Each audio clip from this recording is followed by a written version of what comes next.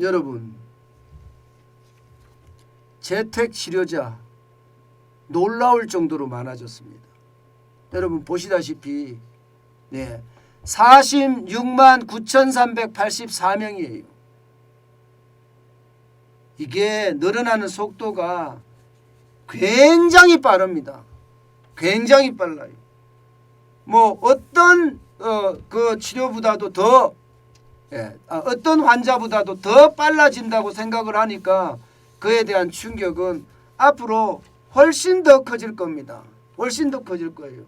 그래서 저는요, 이 재택치료자가 많이 늘어나면 늘어나는 만큼 그에 대한 충격파는 앞으로도 점점 커질 거라고 저는 예상을 합니다.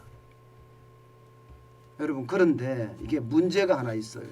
무슨 문제가 있느냐? 재택치료자들이요, 보건소에 전화를 하잖아요. 그러면 뭐라고 하는지 아세요? 보건소에 전화해도 일단 전화가 안 돼요. 전화가 안 됩니다.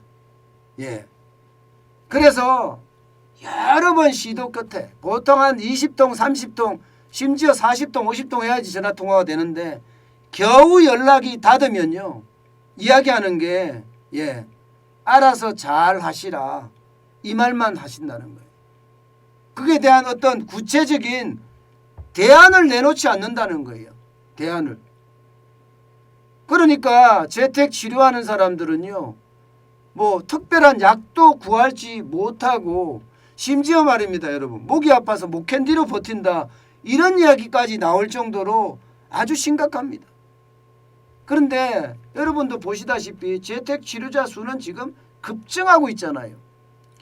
2022년 1월 1일만 하더라도 25,728명이에요. 2월에는 8만으로 늘었습니다. 82,860명까지 늘더니 21일에는 어제죠, 46만 9,384명까지 늘었으니, 이게 뭐 완전히 충격적이라고 이야기할 수 있잖아요. 충격적이라고. 이대로 가면 여러분, 이대로 가면 재택치료자 100만 명도 시간 문제입니다. 100만 명도. 이러다 보니까 여러분 진짜 심각한 문제들이 발생이 됩니다. 이 조선일보에서 이게 보고한 거 보면요, 진짜 심각한 게 하나 발생이 됐는데요. 생후 7개월 된 아기 말입니다. 생후 7개월 된 아기가 코로나 확진을 받았는데 이게 갑자기 응급 상황이 생긴 거예요. 그래서 119를 불러서 아이를, 생후 7개월 된 아이입니다.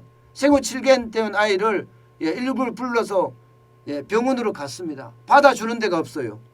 병원 11곳을 돌아다녔는데 받아주는 곳은 아무 데도 없었습니다. 병원 11곳을 갔는데도. 결국 그 아이는 생후 7개월 된 아이가 40분 만에 죽었어요. 40분 만에. 최악의 상황이 덮친 겁니다. 최악의 상황이 말입니다. 이게 여러분 말이 되는 소리예요. 그래서 이게 이런 상황이 생겼다니까 정부는 병상 문제라기보다는 응급의료 대응체계가 문제가 있었다, 이렇게 이야기합니다. 아니거든요. 이거 거짓말이거든요. 병상 있으면 뭐합니까? 병상조차도 없었고요. 특히 말입니다. 특히 격리병상이 없었어요. 게다가 소아 전용 응급실이 필요한데 전국에 소아 전용 응급실은 5곳밖에 안 됩니다. 3곳밖에 안 됩니다. 3곳밖에. 그러니 그 아이가 어떻게 죽었겠어요? 이거는 어른들이 얼마나 잘못했는지 보여주는 아주 단적인 이야기입니다. 또 있습니다. 서울 관악구에 있는 50대 환자는요, 홀로 재택치료하다가 숨진 채 발견이 됐습니다. 홀로 재택치료. 재택치료라는 게 여러분도 알다시피 할 수 있는 게 없습니다. 그냥 아스피린 먹고 뭐 감기약, 보통 지을 수 있는 감기약 먹고 그렇게 버텨나가는데 이거 버티지 못하거든요. 보건소 직원이 이게 연락을 해야지 되는데 연락하지도 않으니까 언제 어떻게 죽었는지도 모르는 거예요. 이런 최악의 상황까지 지금 벌어지고 있는 겁니다. 이러다 보니까 말입니다. 재택 치료하면서 나홀로 죽음을 맞는 사람들도 생기기 시작했다는 사실이잖아요. 게다가 여러분 위중증 환자들 엄청나게 늘어나고 있거든요. 다시 위중증 환자가 지금 21일 기준으로 480명이 늘어났고요. 하루에 죽어나가는 사람들이 벌써 71명까지 올라가더니 어제는 45명까지 됐습니다. 여러분 이대로 지금 가면 말입니다. 이대로 가면 전문가들은 이렇게 이야기합니다. 손 쓸 수도 없는 사태가 올 수도 있다. 이렇게 이야기합니다. 손 쓸 수도 없는 사태가 올 수 있다. 정부는 병상이 충분하다고 이야기하지만 여러분 병상 충분하면 뭐합니까? 병상을 운영할 수 있는 인력이 없는데 병상을 운영할 수 있는 의사, 간호사분들 이런 분들이 없는데 병상이 충분하면 뭘 하냐고요. 게다가 말입니다. 이게 재택치료하다가 사람들이 죽어 게다가 7개월 된 아이가 응급차를 타고 가다가 사람이 죽는다고요? 이런데도 의료체계가 문제없다고요? 나는 의료체계가 문제없다는 게 이게 더 웃긴 겁니다. 저는 제가 봐서 의료대란이에요. 지금요. 의료대란. 그만큼 지금 굉장히 심각한 상황이라고 저는 보이는 겁니다. 여러분도 알다시피 전화 걸어도요. 전화를 할 수가 없을 정도면 이거 의료대란 아닌가요? 국민이 치료받고 싶은데 국가는 그에 대한 아무런 소식이 없으면 이거 의료대란 아닌가요? 저는 여러분들에게 꼭 말씀드리고 싶어요. 지금 의료대란 맞다고요. 그리고 여러분 지금 그 어느 때보다 여러분들이 여러분들을 위한 방역을 해야 돼요. 여러분들이 여러분들을 위한 국가는 어느 누구도 책임져주지 않습니다. 알아서 잘 하시라잖아요. 알아서 잘 하시라. 지금은요 이미 제가 봐서는 손 쓸 수 없는 사태까지 왔다고 그런 생각까지 들거든요. 때문에 여러분 이거 독감 수준이라고 치부해서는 절대 안 됩니다. 지금 정부는요 이제는 독감 수준이라고 이야기해요. 오미크론이 독감 수준이라고 이야기하면서 별것 아닌 것처럼 이야기하는데 이거 여러분 저는 이거 아니라고 봐요.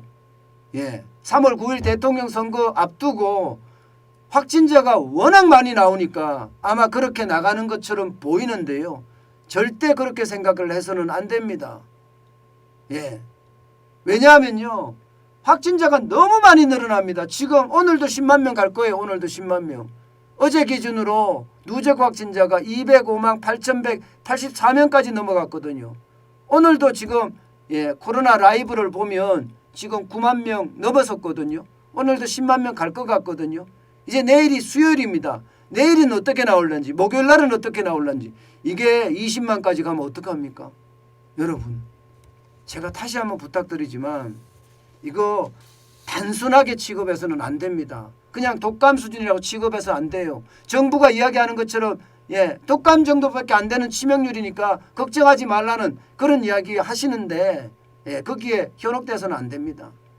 여러분 그 어느 때보다 나의 방역 철저히 해야 됩니다. 저도 미접종자거든요. 미접종자였기 때문에 저는 그 어느 때보다 참 조심하려고 노력합니다. 조심하지 않으면 지금 그 어느 때 언제 어디서 저에게 코로나 바이러스가 침투할지 모르기 때문에 조심하고 또 조심하는 겁니다. 여러분들도 제발 돌파 감염도 50%가 넘으니까요. 자기 방역 내 몸은 내가 지킨다는 생각으로 자기 방역에 철저해야 될 것 같습니다.